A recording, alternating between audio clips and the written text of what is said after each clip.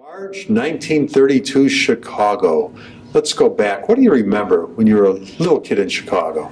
Well, I remember going to the beach, and my dad was a policeman, and we had a lot of advantages.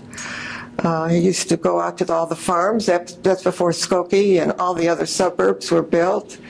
And he'd come back with basket after basket of vegetables and fruit. And my mother and my aunt would go down to the basement in Chicago and can, which people do not can anymore. Remember your grandparents at all? I do remember my grandparents, Abe Noodleman and Frida Noodleman, Frida Gale Noodleman, and that was a big extended family on that side. Also on my mother's side, she was one of 12 children, Freeds, F-R-E-I-D. And so I had a lot of aunts and uncles. I had a lot of support, family support, and cousins. And I am still in touch with two cousins, one that lives in Skokie and one that lives in Encino, California. Because of the internet and because of communications and texting, which I just learned this summer, I'm in touch with them. So I still have that connection. Yeah, excellent, excellent. What did your grandfather do for a living? He was a harness maker. I saw some paperwork. Somebody did a little search of the family of the Noodleman, and he was a harness maker. And he used to make harnesses for Arlington Racetrack. You know, I remember that. He lived on Hamlin Avenue in Chicago. Yeah. What about your grandparents on your mom's side now? They died fairly early. I never knew my grandfather. And my grandma, maybe I was 7 when she died. So, but I had a lot of aunts on my mother's side. So if I'd missed a grandma, I still had all those aunts. Now, your parents were born in Chicago. Well, to the best of my knowledge, they were. Do you know where your grandparents came from? Russia, Minsk. Did they ever tell you about the travels that they had to go through? They never did. Okay. They never did. Now, you were born right around the Depression time. Yes. Did your family ever talk to you about that, what it was like for them? My father worked several jobs. My mother did not work. He worked, he was a policeman, he was an electrician, he was an industrious man. And at that time, I would say we were middle class, we were never poor, always meals on the table. When the war came, I had an aunt who moved in with us, and she slept on a rollaway bed. And that was my mother's sister. And my sister and I slept on another type of bed, and everything was taken out at night, and everything was put back in the morning. And nothing like the life that I had here in Dallas of a home. When you were a small child, what was the greatest thrill for you in Chicago? I guess just being with my parents. I would say I grew up sheltered and attached to my parents, my dad and my mom. And we had this family life of extended family, the grandparents on one side and the aunts and uncles and cousins on the other side. Like Thanksgiving was always a big project. Right. But the sisters all pitched in, and I don't know, as a small child, I never knew anything negative. Do you remember going to Marshall Fields and going to the soda counter there as a kid? I do remember going to Marshall Fields. I do remember going down on the subway. My birthday's in May, and I had a fella that I went to school with. His birthday's May 25th. And his father gave him instructions, maybe we were 12, maybe we were 10, how to go down to the Field Museum by ourselves to the Field Museum. He had all the instructions. Unfortunately, when we got a little older and we got into high school, he did not have anything to do with me. Just when we were young. And his name was Arthur Goroff. And, you know, I never thought anything about it. We just went downtown, went to the museum. He had instructions how to get there and how to get back. So. Yeah, there was no fear back then for the kids to go at that age. No fear. Yeah. Now, where did you go to high school? Von Steuben High School. What was high school life like? I don't know. I just didn't care for high school too much. It was a lot of competition, but I played volleyball, I played sports, and I still hear from several people that I went to high school with via the internet. Now, you mentioned sports, and Chicago has always been a very big sports town, Yes. for pro sports and everything.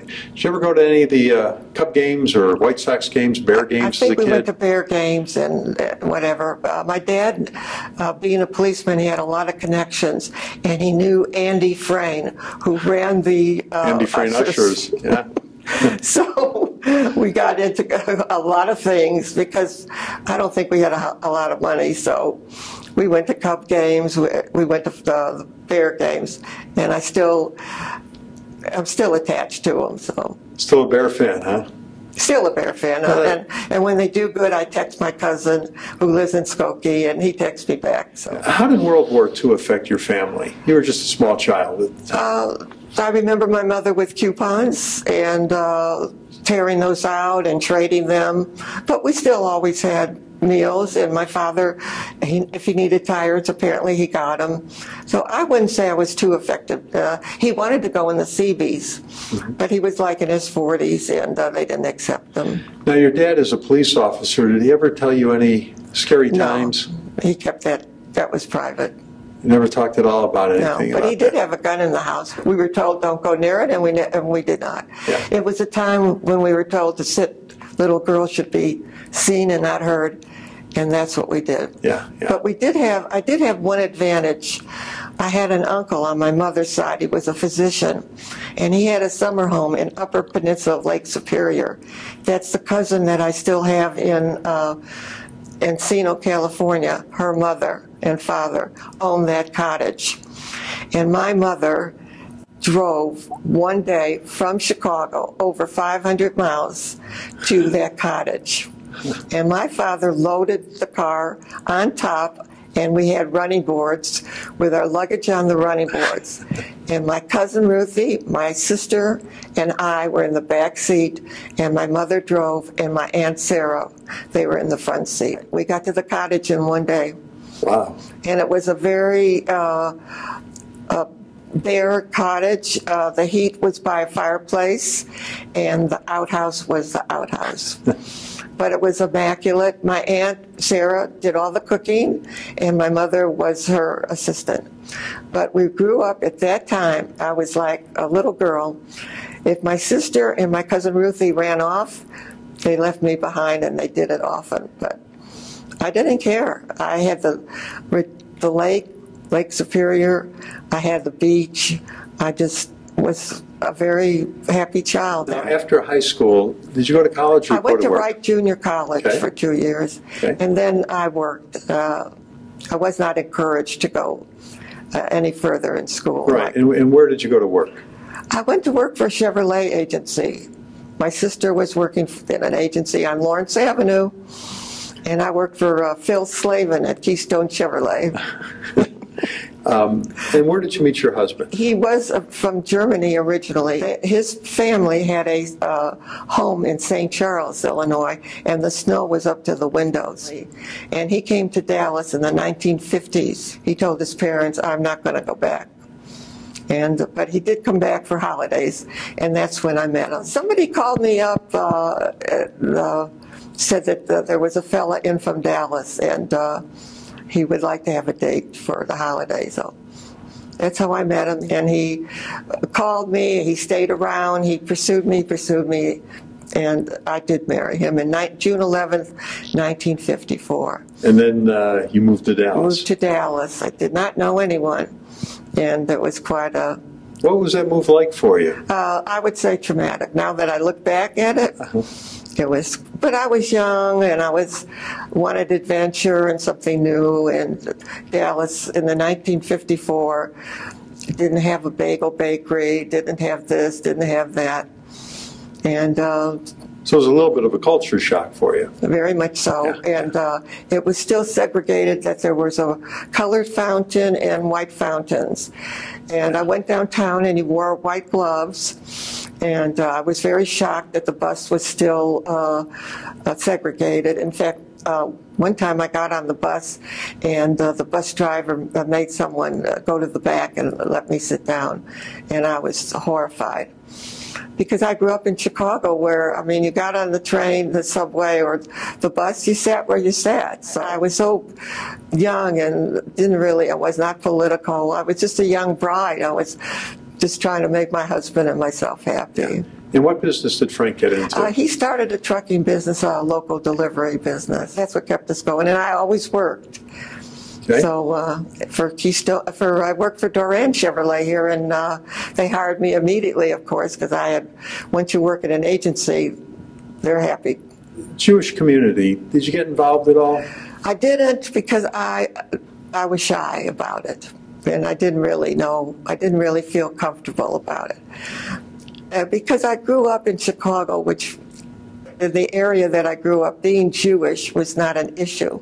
Right. But coming to Dallas, it did become an issue, and I didn't realize it. But I did come to the J, and I did not involve myself in anything. Your kids, were they all born in the Dallas area? They were. I didn't have children until after 4 years of marriage, and I had Janet Karpel Coppinger, Robert Karpel, Karen Karpel Alonzo, and Mark Karpel, 4 children. What was the happiest time in your life? I think having the children were happy, having them all around. It still is when they're all around. I have 1 granddaughter, 4 grandsons, and I adore them. Now you had mentioned the technology today. You're in touch with family out of state. In your lifetime, there's been so many magnificent inventions and so much technology. Was there something that came along that you just said wow to? Well, I think going to the moon, I would say that was a wow. Yeah. Even for my children to see that, all that space, that was a wow. And even now at my age, to be able to communicate and text and send emails and do attachments and that is amazing to me, and I love it. I really, really love it. Now, in your lifetime, you've lived through so many momentous occasions. You lived through World War II, of course, President Kennedy assassination here in Dallas. That was horrific. The moon landing that you mentioned, something good in '69, of course, the tragedy of 9/11. Was there something on the national scene that stood out that you really said, wow, I know exactly where I was when it happened? Well, now that I'm a widow and I have many days and nights that I'm alone, I think about a lot of things. You just look back and you think, my goodness, where did all this go? But truly, that I made it through this far, and I'm still capable of getting up, getting dressed, and getting out. It's all wonderful every day. Right. And that's the attitude that I'm glad that I'm still here. Yeah. And I have 1 grandson who I hope will be married within the next few years, and that I will see him under the canopy.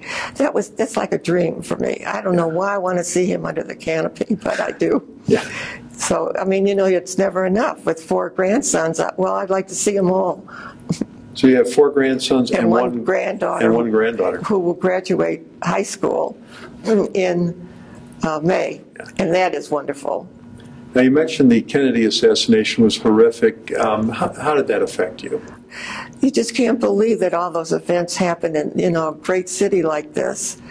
And I did go to the 6th floor museum not too long ago, and I am convinced that it was just 1 person who did that, and all this other stuff they don't know really, but from the evidence, what they have, and from what I've seen, I would say Oswald was just a maverick who did it. Now, you mentioned you're doing some work for the Jewish Community Center. What do you do for them now? Yes, when I became a widow, and I didn't really know what to do with myself, a friend of mine said, find a place where you fit in. So I went to temple meetings, I went this meeting, that meeting, and I came to the J. And I guess that's where I fit in. And one day, the manager asked me, and that's Anna, if I would like to do the birthday cards. And I said, well, what do I have to do? She said, just sell them on Thursday. And so far, I've raised the most money at $1 a card than anyone ever has. That's great. And now everybody comes to me for I do birthdays, get well, and when people pass away, unfortunately. Now, the Dallas Cowboys have a play-by-play announcer that is so well known and loved in this community. He's been calling the Cowboy games for about 30 years now. Yes.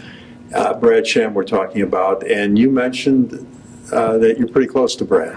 Well, I'm close, but we met in an unusual way. I was in ICU. I had been very, very sick. And Temple Emmanuel sent him out to visit people. He does that. And one day I was just out of it, and someone took my hand and said, "Mrs. Karpel, I'm Brad Sham." And I really thought I was in heaven. And I reached up to him. I said, "Am I in heaven?" He said, "No." And now whenever I see him, no matter where, he will come to me or I will go to him. I mean, and he's a wonderful man, and I met his mom, and she is also a wonderful person. So and of course my children are just, "Hey, there's Brad." So it's nice. That's neat. That's it's neat. a nice thing in my life. What advice would Grandma want to leave for the next generation? Just be true to yourself, be honest, and be loving. You did a great job today. Thank you very much. Thanks for doing this. Appreciate But we it. made a connection too. Absolutely. You did great. All right, thank you.